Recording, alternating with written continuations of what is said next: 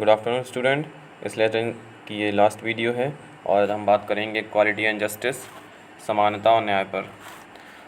One of the key ideas of a democratic government is its commitment to the equality and justice. Equality and justice are इम्प्रेसिबल।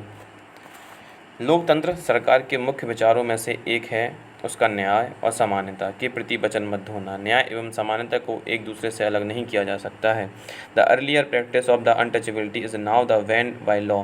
This group of people were denied education, transport और medical facilities and even the chance offer the prayers. Doctor Bhimrao Ambedkar, whom you have read about the earlier in this book, and many other like him, released that such a practice must be not continue and that justice can be achieved when the people treated inequality. The government also recognize this and make a special provision of the group which society are unequal.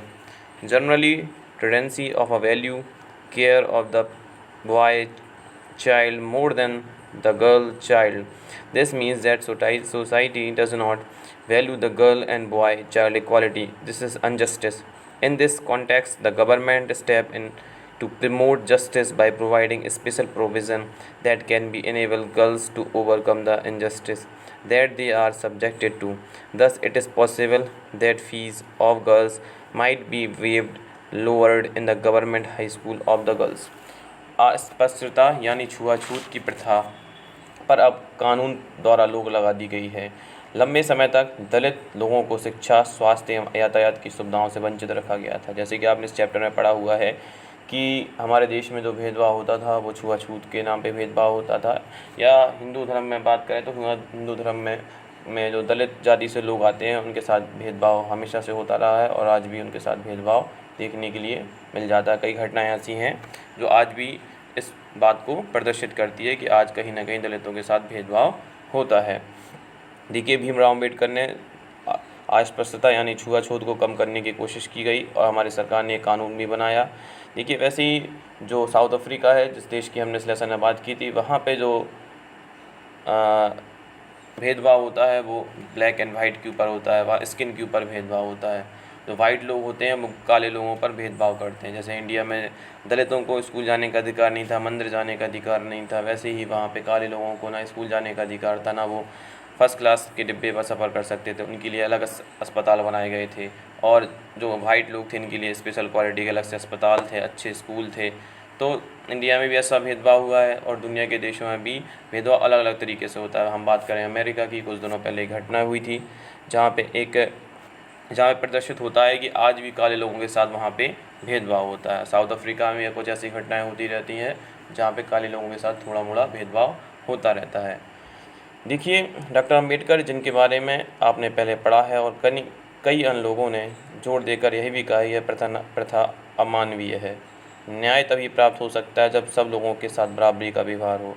सरकार भी समानता और न्याय की ज़रूरत को पहचानती है और उन समूहों के लिए विशेष प्रावधान करती है जो समाज में अब भी बराबर नहीं माने जा रहे। जैसे हमारे समाज में आम प्रवृत्ति है कि लोग लड़कों की देखभाल लड़की से ज़्यादा करते हैं। इसका मतलब है कि समाज में लड़कियों को उतना महत्व नहीं मिलता है जितना लड़कों को मिलता है। यह धारणा गलत एवं अन्यायपूर्ण है।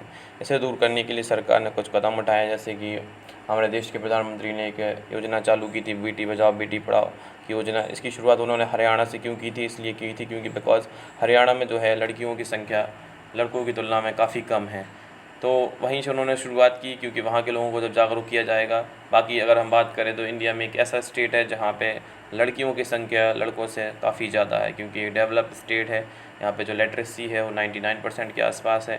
सबसे पहले अगर हम अपने देश के समाज को बदलना चाहेंगे तो उसके लिए एजुकेशन एक बहुत बड़ा हथियार है। अगर सभी लोग पढ़े लिखे होंगे तो रूल्स को ही फॉलो करेंगे। अगर देश की जनसंख्या पढ़ी लिखी नहीं होगी, एजुकेटेड नहीं होगी, आज भी हमारे देश की जो पॉपुलेशन है उसका जो 74% हिस्सा ही लोग जो है उस पढ़े लिखे लोग हैं, और बाकी लोग आज भी कुछ लोग स्कूल गए हैं, 1 से 5 तक पढ़े हैं, कुछ लोगों ने स्कूल देखा नहीं, कुछ स्कूल गए और गरीबी के कारण स्कूल नहीं पहुंच पाए। तो आज भी इंडिया में लगभग 26% लोग अनएजुकेटेड हैं।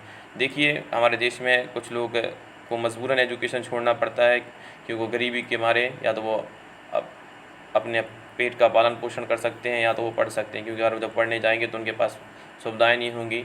देखिए, सरकार ने कई चीज़ें योजनाएं चलाएंगी, गरीब बच्चे स्कूल में आ सके, पढ़ सकें। मिड डे मील योजना भी चलाई गई, फ़ीस पूरी तरीके से माफ़ कर दी गई, ड्रेस भी प्रोवाइड कराई जाती है, हर तरह की सुविधाएं प्रोवाइड की जाती है, बुक भी फ्री भी प्रोवाइड कराई जाती हैं। फिर भी आज भी हमारे देश में जो सरकारी स्कूलों का हाल है वो भी काफ़ी बदतर है। और हम अपने देश की स्वास्थ्य व्यवस्था की बात करें तो आज हमारे देश में स्वास्थ्य व्यवस्था वो भी काफ़ी बदतर स्थिति में है।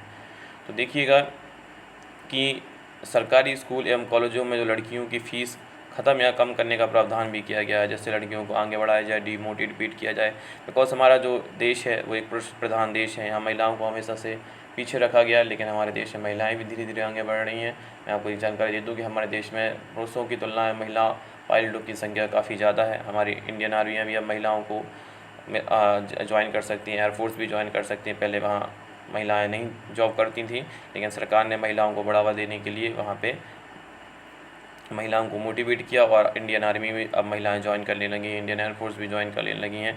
देखिए, हर एक जॉब जो पुरुष कर सकते हैं वो महिलाएं भी कर सकते हैं, बट हमारे इंडिया में बहुत सी चीज़ें ऐसी हैं जहाँ महिलाओं को आज भी पीछे रखा जाता है, उनके साथ आज भी भेदभाव किया जाता है। तो आप लोगों का ये लेसन फिनिश हुआ और कल मैं इस लेसन के क्वेश्चन आंसर व्हाट्सएप पे डाल दूँगा। और जिन बच्चों को कोई प्रॉब्लम है तो मेरे व्हाट्सएप नंबर पर आप संपर्क कर सकते हैं। Thank you.